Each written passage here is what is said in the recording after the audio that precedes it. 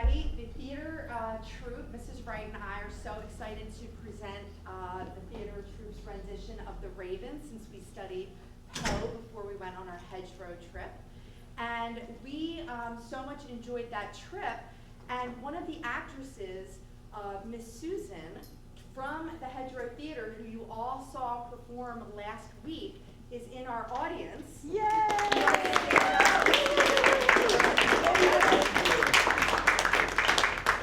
So Miss Susan was the one who played the mother in Telltale Heart, and was also the Raven perched up in the balcony.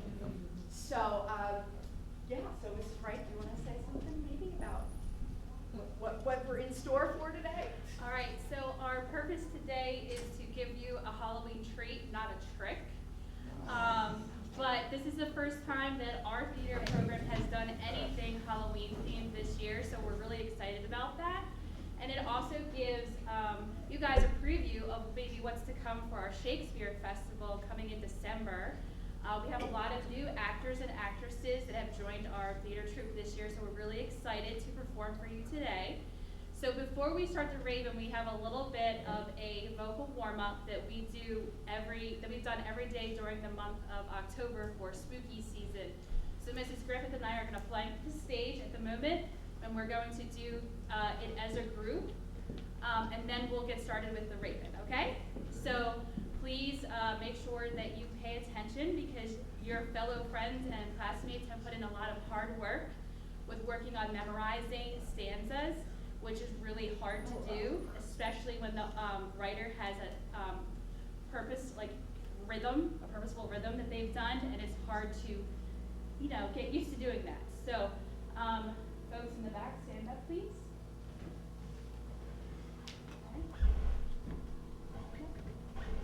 Okay, so we're doing double, double 3 times, volume rising each time. Okay, out of 3.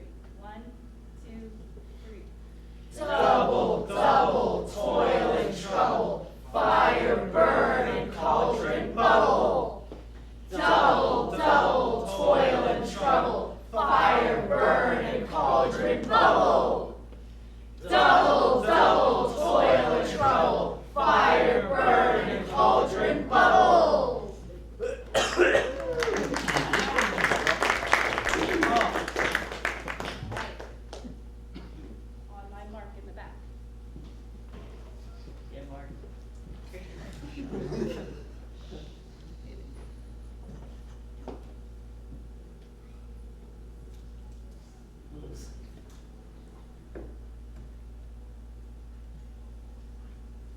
Once upon a midnight dream, while I ponder, weak and weary, over many a great and curious volume of forgotten lore.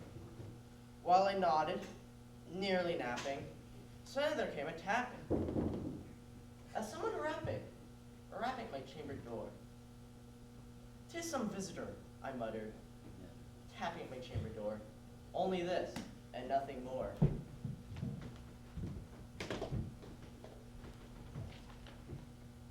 Ah, distinctly I remember. It was in the bleak December, and each dying ember wrought its ghost upon the floor.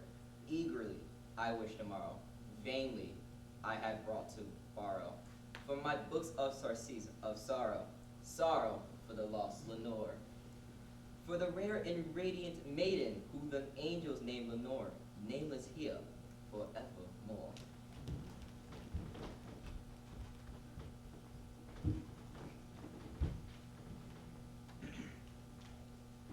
And the silken, sad, uncertain rustling of each purple curtain thrilled me, filled me with fantastic terrors never felt before.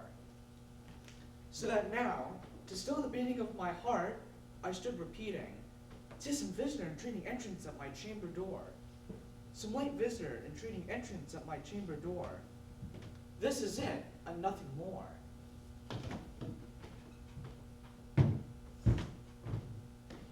Presently my soul grew stronger, hesitating then no longer. "Sir," said I, "or madam, truly your forgiveness I implore, but the fact is I was napping, and so gently you came rapping, and so faintly you came tapping, tapping at my chamber door.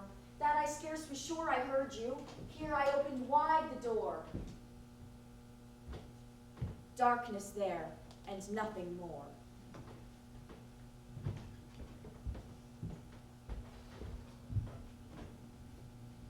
Deep into the darkness peering, long I stood there wondering, fearing, doubting, dreaming dreams no mortals ever dared to dream before. But the silence was unbroken, and the stillness gave no token, and the only word spoken was the whisper word. This I whispered, and an echo murmured back the word. Lenore. Merely this and nothing more.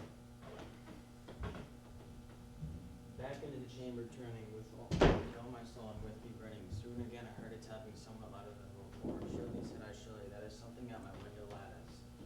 Let me see then what there is in this mystery explored. 'Tis the wind and nothing more.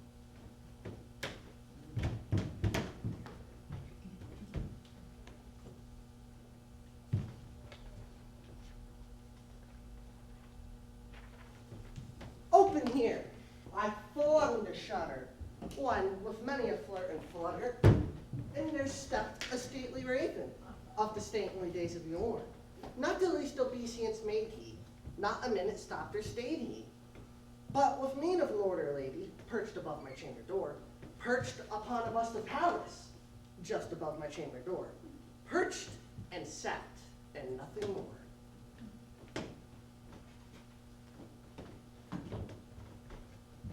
Then this ebony bird, beguiling my sad fancy and smiling, as raven's stern decorum of countenance and war.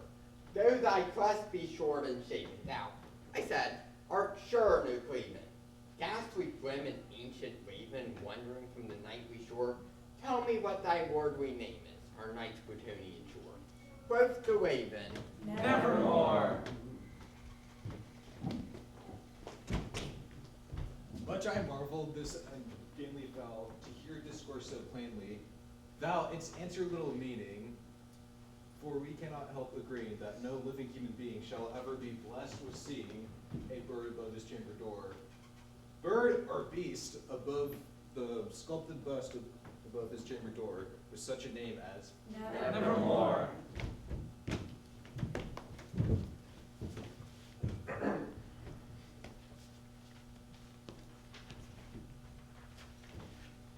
But the raven sitting lonely on the placid bust spoke only that one word, as if his soul in that one word he did outpour. Nothing farther than he uttered, not a feather that he fluttered, till I scarcely more than mothered. Other friends have flown before. On the morrow he will leave me, as my hopes have flown before. Then the bird said, Nevermore. Doubt.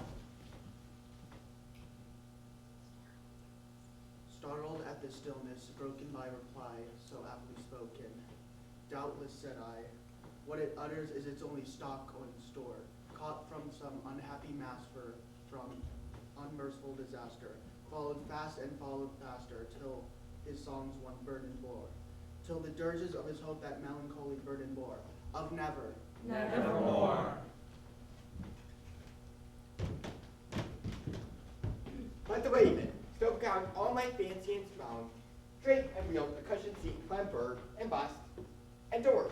Then, upon velvet sinking, I took myself to linking, fancy on fancy, thinking what this honest bird viewer, what this grim and gamely, ghastly, gaunt, and ominous bird viewer meant in cloaking. Nevermore.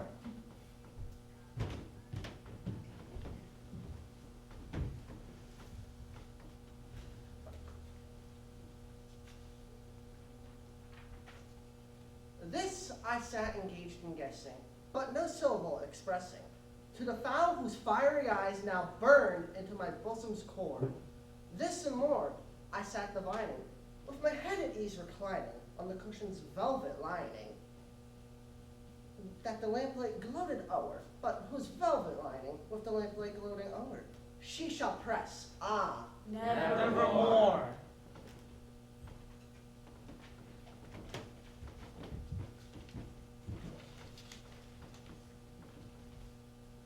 Then methought the air grew denser, perfumed from an unseen censer, swung by seraphim whose footfall tinkled on the tufted floor.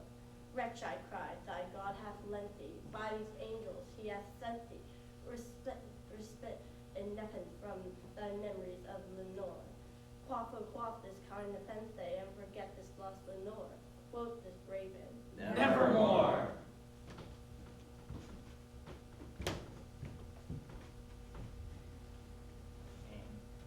Prophet, said I, thing of evil, prophet still, if bird or devil, whatever tempest sent or whatever tempest tossed here ashore, desolate yet undaunted, on this desert island enchanted, on this home by horror haunted, tell me truly, I implore, is there balm in Gilead? Tell me, I implore, quoth the raven. Nevermore.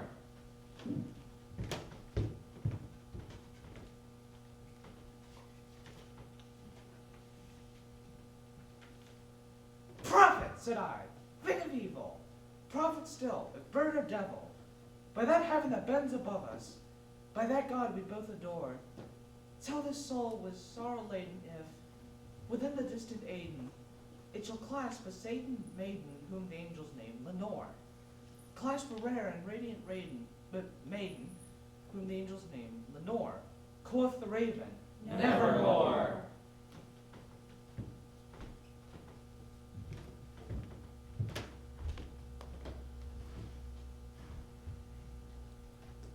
Be that word our sign of parting, bird or fiend, I shrieked upstarting.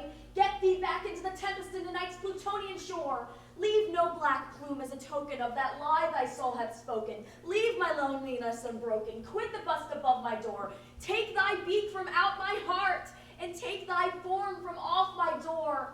Quoth the raven, Nevermore. And the raven, never flitting, still is sitting,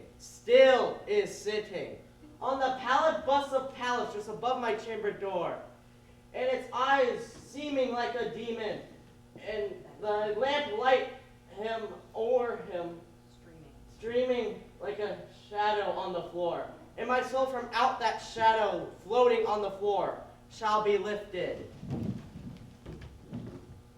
Nevermore.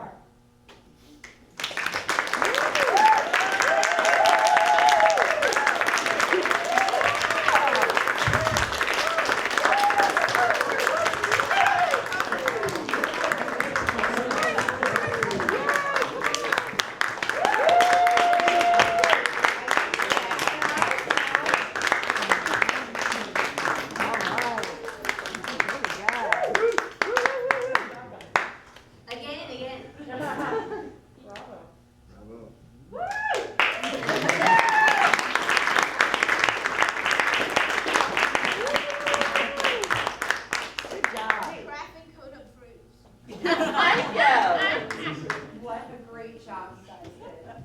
Fantastic. Yeah. Very fantastic. Okay. All right, and we're done.